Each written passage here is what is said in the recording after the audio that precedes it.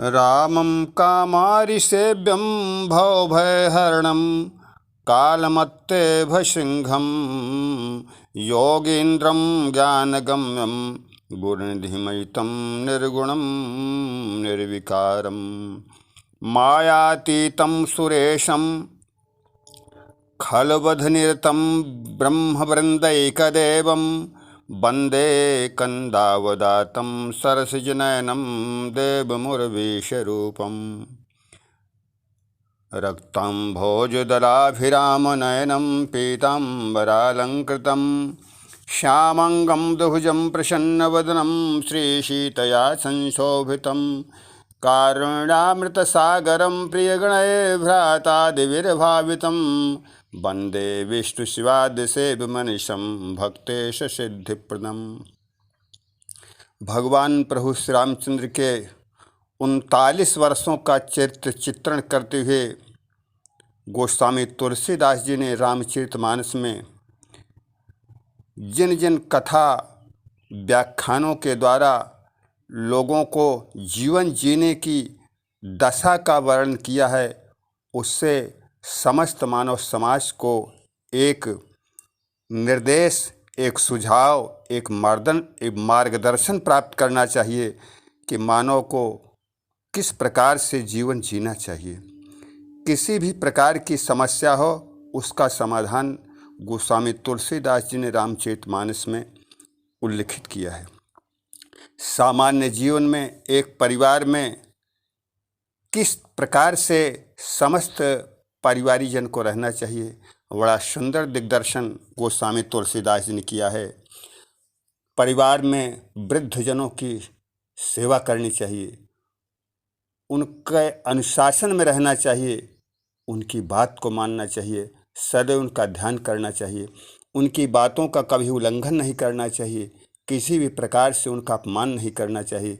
इस बात को गोस्वामी तुलसीदास जी ने रावण को समझाते हुए जब माल्यवंत, जो एक बहुत पुराना उनका सचिव था वृद्ध, उसने कहा कि माल्यवंत यति सचिव सयाना अतासु बचन सुने यति सुख माना। रावण की आसक्ति जब सीता जी के प्रति हुई और वो लंका में सीता जी को हरण करके ले आया, तो लंका में जितने भी राक्षस थे, चाहे वो सचिव हो, चाहे वो रावण के भ्राता हों, चाहे रावण की पत्नी हो, सभी ने उसको सुझाव दिया कि देखो सीता जी को वापस लौटा दे, उसी में हम सब की भलाई है। परंतु रावण अपने वृद्ध माल्यवंत सचिव की बात नहीं माना। बार बार कहने पर भी, सुझाव देने पर भी नहीं माना। तो पुनः माल्यवंत जो घर में जाकर के विभीषण से मंदोदरी से कहा कि माल्यवंत गृह गए बहोरी, कहि विभीषण पुनि कर जोरी। माल्यवंत ने हाथ जोड़कर सबसे निवेदन किया कि देखो हम सब किसी में भलाई है, क्यों? का कुमति सुमति कुमति सब के बुर रही, अनाथ पुराण निगम यस कही। गलतियां सभी से होती हैं, सदैव जो अपनी गलतियों को स्वीकार करना चाहिए और भविष्य में उसका परिमार्जन करना चाहिए। जहाँ पर सुमति होगी, जहाँ पर अनुशासन होगा, वहीं पर लक्ष्मी का वास होगा, वहीं पर शांति होगी। गोस्वामी तुलसीदास ने लिखा कि जहाँ सुमति तहाँ संपत्ति नाना, जहाँ कुमति तहाँ विपत्ति निधाना। इतनी सब व्यवस्थाओं के बाद भी रावण माल्यवंत जो बूढ़ा था उसको कहता है, बूढ़ भयो नत मरचो तो ही। कहा तुम बूढ़े हो गए, कल तो तुमको मरना ही है, नहीं तो मैं तुमको मार देता, जो इस तरह से मुझको समझा रहे हो। जिनके मन में पाप बसा हो उनको अच्छी शिक्षा देना, सुंदर नीति बताना भी विष के समान होता है। परंतु आगे गोस्वामी तुलसीदास जी ने कहा कि यदि विवाद पैदा हो गया है, अवश्यम भावी हो गया है कि लड़ाई होनी ही होनी है, फिर भी प्री लिटिगेशन का एक सिद्धांत बताया गया कि समझौता की वार्ता करनी चाहिए। इसी विषय पर भगवान प्रभु श्री रामचंद्र जी ने विचार विमर्श करके एक दूत को भेजा रावण के पास समझौता वार्ता के लिए।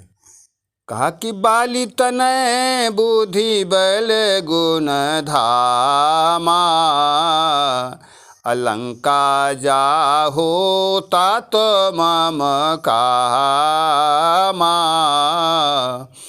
काजू हमार तासो हित होई, हरिपूषण करऊ बत कही सोई। भगवान प्रभु श्री रामचंद्र ने कोई निर्देश नहीं दिया। दूत को किसी भी प्रकार से सुझाव की कोई आवश्यकता नहीं होती है। जो बुद्धिबल निपुण होते हैं वो अपनी चतुराई से समझौता की वार्ता करते हैं। परंतु इसके पश्चात भी यदि समझौता नहीं होता है तो गोस्वामी तुलसीदास जी ने आगे लिखा कि किसी भी व्यक्ति से प्रणाम और अभिवादन करने की व्यवस्था क्या होनी चाहिए। रावण दौड़ करके पैर छूना चाहा, पकड़ना चाहा अंगद का, तो अंगद ने कहा कि मेरा पैर पकड़ने से तुम्हारा कल्याण नहीं होगा, तुम्हारा तो कल्याण भगवान प्रभु श्री रामचंद्र के चरणों में जाकर के होगा। कहा गहत चरण कह बाली कुमारा, मम पद गहे न तोर उबारा। गोस्वामी तुलसीदास जी यहाँ इस चौपाई के द्वारा यह शिक्षा दे रहे हैं कि अपने से बड़ों का, अपने से मान्य का, अपने पूज्य का चरण पकड़ना चाहिए, उनको प्रणाम करना चाहिए, उनका अभिवादन करना चाहिए, क्योंकि अभिवादन करने से, प्रणाम करने से हमारा कल्याण होगा। ये हमारी नीति, ये हमारा सिद्धांत, ये हमारा शास्त्र बताता है। इन्हीं सब शास्त्रों के, इन्हीं सब व्यवस्थाओं के अनुसार यदि परिवार के सभी लोग जीवन व्यतीत करेंगे तो आनंदमय जीवन व्यतीत होगा। बोलो श्यावर रामचंद्र की जय।